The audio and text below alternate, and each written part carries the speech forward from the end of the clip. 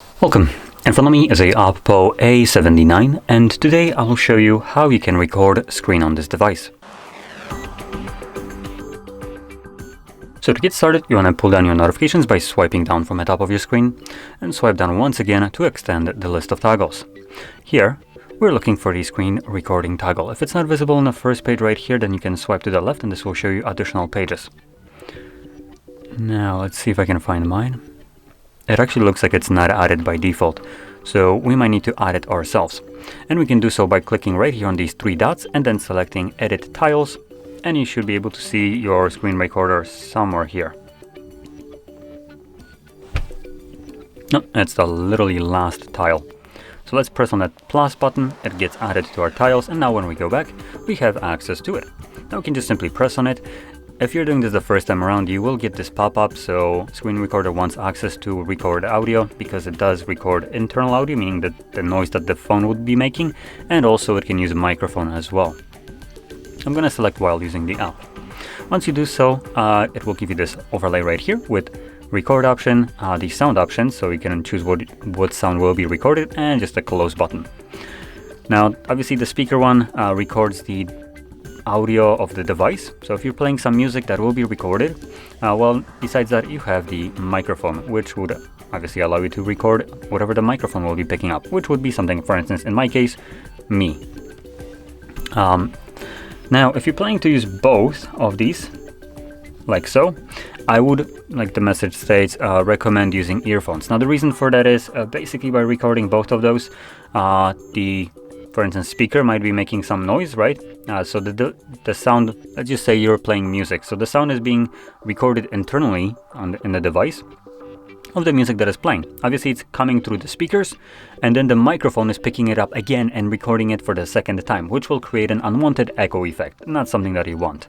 So that's why it's recommended to use headphones. Anyway, from here we're going to select the record button.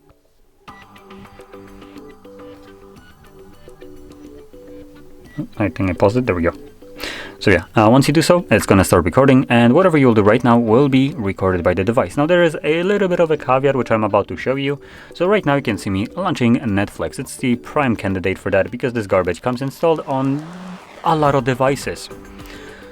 So you can see we have some advertisements right here, whatever, just typical Netflix trash, right? We have our keyboard now and a page to log in. I am going to close this.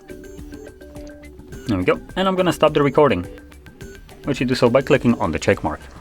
Now this saves the recording to your gallery application, which we can, once we find the gallery application, we can actually just watch the recording.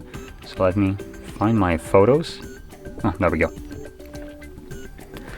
So here's my photos. Turn back up. Now you might want to navigate to the library, and in here we should have screenshots folder. So it looks like this device saves screen recordings to screenshots, and you can see it right here. And I believe it's already playing back. Yep, there we go. So what you will see is that Netflix is just a pitch black screen.